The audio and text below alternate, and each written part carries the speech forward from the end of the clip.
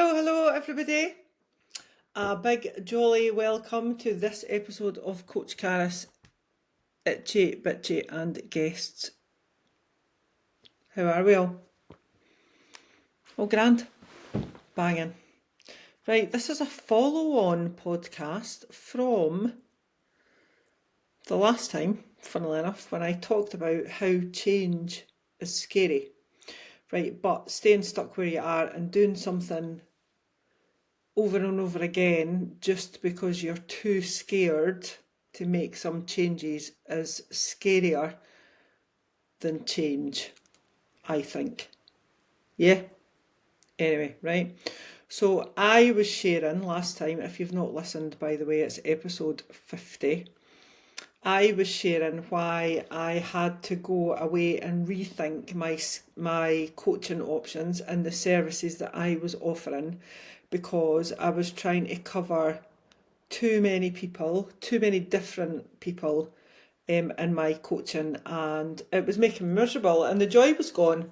And let's face it, right, if you do listen to my podcast, if you do follow me, you'll know that a while ago I vowed that I would never, ever be stuck in a shitty situation again.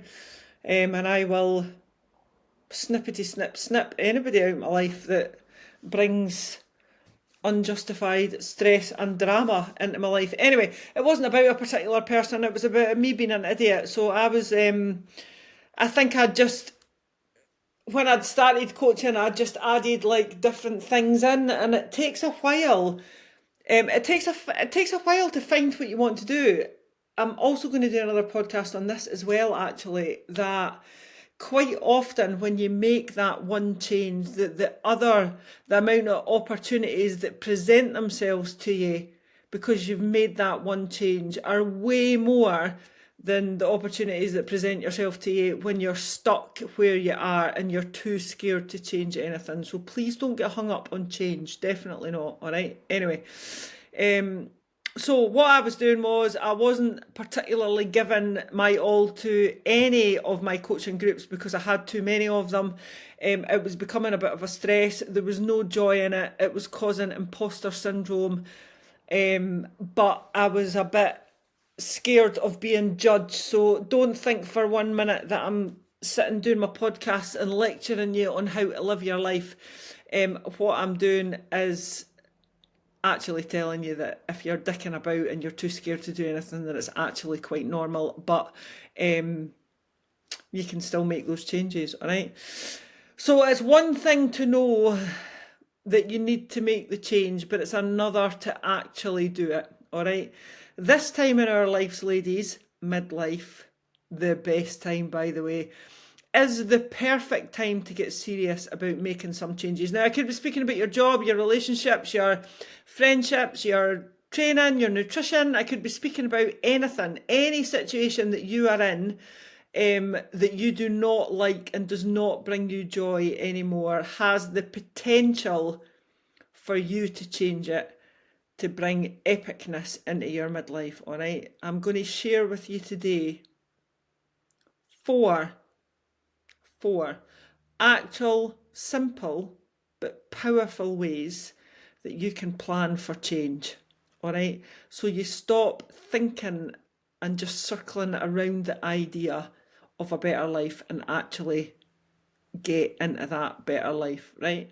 Also, sorry, this is just a random by the by, right? I had a conversation with a couple of my ladies that left last week actually about contemplation and about, I'm not talking about navel gazing here, but about thinking. A couple of them are in situations and they've got stuff going on that they want to change, but they're not, they've not quite made that commitment yet, right? So I want you to go away and Google the 6 stages of change, all right? So there are 6 stages to change, and while they go in a circle, you'll see a little infographic thing, right? And it's round in a circle. You don't necessarily follow those 6 stages in a circle. So you could maybe do 1, 2, and then leap to 3, but it's quite normal to go back to number 2 or number 1. So the 6 stages are contemplating's one of them. Being aware that you want to change, contemplating's another one, and then actually doing things. So it's quite normal.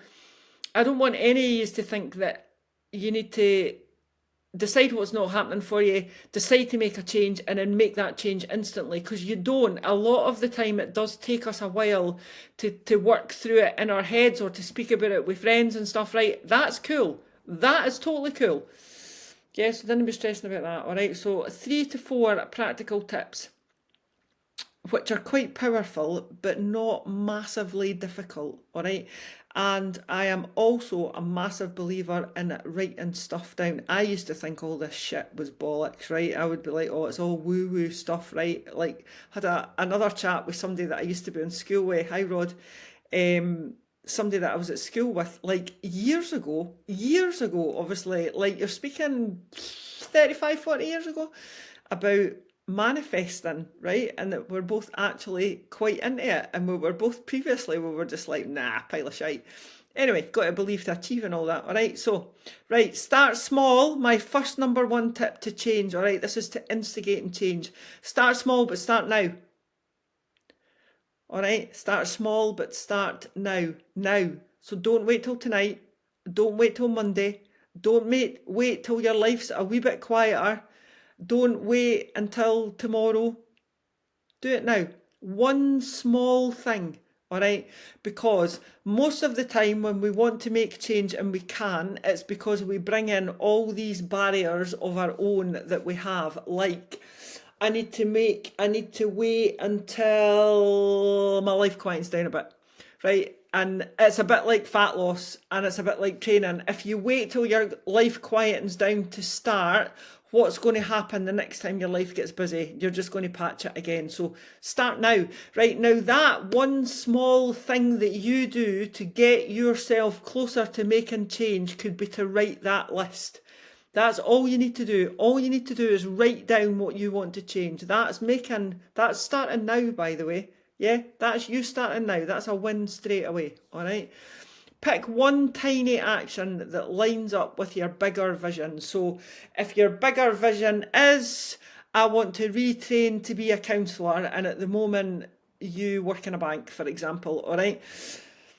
That one small step today to get you a step closer could be Googling counselling training sessions, or speaking to a friend who's a counsellor, or just writing down, I would like to be a counsellor. So one small thing that's going to get you closer to your goal. And then tomorrow, another small thing. The day after, another small thing. Yeah? Number 2. Time block for yourself, right? So put time in your diary for you to work on this goal, to work on whatever you want to change. Put the time in your diary. I also had another conversation with somebody that's been along to visit our ladies that lift today, and we both said that we're very guilty of sometimes of not blocking time out in our diary to learn. So to learn a new skill, or to learn to read, or to just to learn something, because we much prefer to do. Whereas, so you would prefer to go and do something practical and tangible, whereas you maybe see like picking up a book to read or understand about something is not cool, whereas in fact it'll give you the knowledge to do. So block time out in your diary for yourself, all right? If that's your lunch break, if it's your work diary, if it's in the evening, if it's in the morning before you go to work, make the time, set the time aside so that you can focus on that one thing that you want to do without anybody else having a piece of you. Because if it's not in your diary, you won't do it. It's like going to the gym and all that other malarkey, all right? You'll just keep working. But you need to give yourself time so that you can focus on this goal that you want to do. That's the first step to getting it. Second step, sorry. Tip number 3, plan for real life, not a fantasy life. This is hilarious, right? I laugh at this all the time, because when anybody says to me, like, I do it quite often with my clients in the WhatsApp group, like, what's your 3 goals for this year, right? And somewhere on my list there will always be to go and live in the 1-bedroom cabin with a veranda in the woods, right? Now, firstly, me in the woods, in a cabin just incites murder and zombies and axe murderers and being in the middle of nowhere with no lights. First of all, I'm a shit shopper. So even though I plan, I usually forget to pick up half the stuff at Tesco. So would probably starve. Obviously, Cal will be there, and our 3 dogs as well, by the way, right? But we'll probably starve, and then literally, like, Cal would never be able to leave the house without me because then I'd be there on my own, even though I'd have my 3 dogs, and I'd be totally convinced that the zombies were coming or the big swamp monster was going to come out the pond, the lake. There's going to be a lake in front of this log cabin, by the way. So yeah, so that's maybe a bit of a fantasy, right? And I'm cool with that. I'm absolutely cool with that. But make sure that you plan for your real life and not your fantasy life, all right? And also, back to what I said earlier, don't make a plan that only works for your life being cool and calm and easy, right? Because most of the time, you don't actually have any control over how cool or how calm or how easy your life is going to be. So it has to be a realistic plan, all right? Your life, if you're listening to this, you're a midlife lady, all right? Your life is busy and it's possibly messy, all right? It's possibly a bit chaotic. We want it to be epic, all right, but there's going to be other factors that come into play as well. So make sure there's flexibility in your plan so that if something doesn't quite go to plan, it doesn't break your original plan, all right? So a plan A, a plan B, and a plan C potentially, all right? My plan is usually think of the worst case scenario. If it doesn't involve somebody dying or me dying, then go for it. My plan B would be I'm self-employed, I could just go and get a job.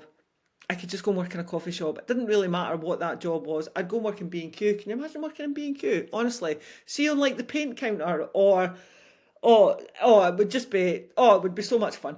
I'd be pushing the trolleys about and stacking the shelves and mixing the paint. I don't know. Anyway, that would be me. So that's my plan B. So make sure that it's flexible. Your plan has to be flexible, all right? Because life is not always going to be calm. Life is going to be chaotic, which is why blocking time out in your diary will help, because just let the chaos go on around you, all right? There's nothing you can do about that chaos. Remember, we're in midlife. We don't have to be caretakers anymore. We don't have to be fixers anymore. We're not responsible for everybody else's mood and everybody else's feelings. You're literally responsible for you and for you being decent to other human beings, all right? If other human beings don't want to be decent to you, then you can respond as you see fit, all right? But you're not responsible for their moods or their chaos or their drama.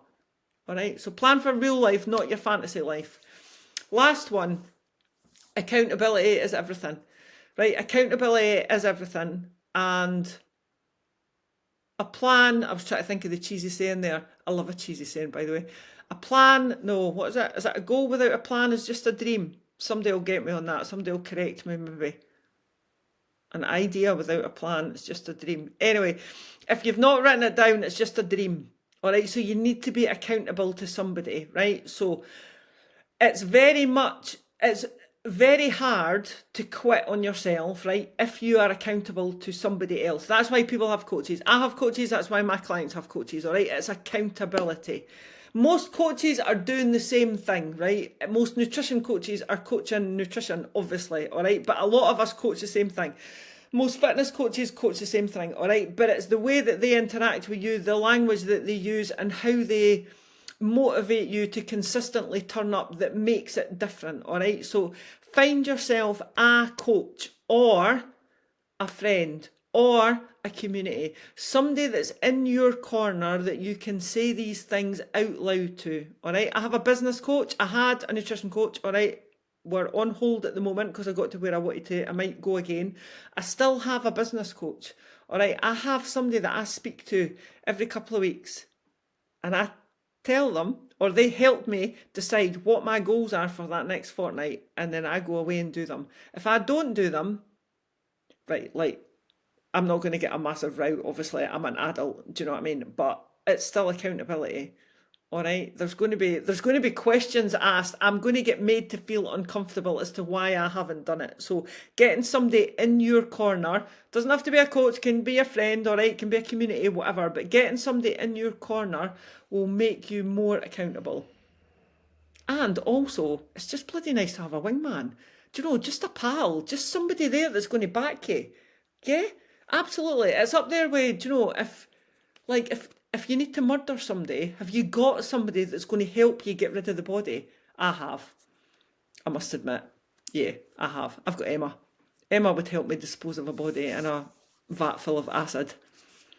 Anyway, that was a by the by. Right, so change, it doesn't happen by accident, right? And change is scary, and you can be quite fearful of change. That's absolutely normal, by the way, all right? But it's when you let that fear stop you from making those changes and can continue to be miserable, that's when the problems start, all right? So change, it doesn't happen by accident. You do need a plan. That could be a big massive plan, or it could be a little plan, but you need a plan. You need to find the plan that works for you, all right?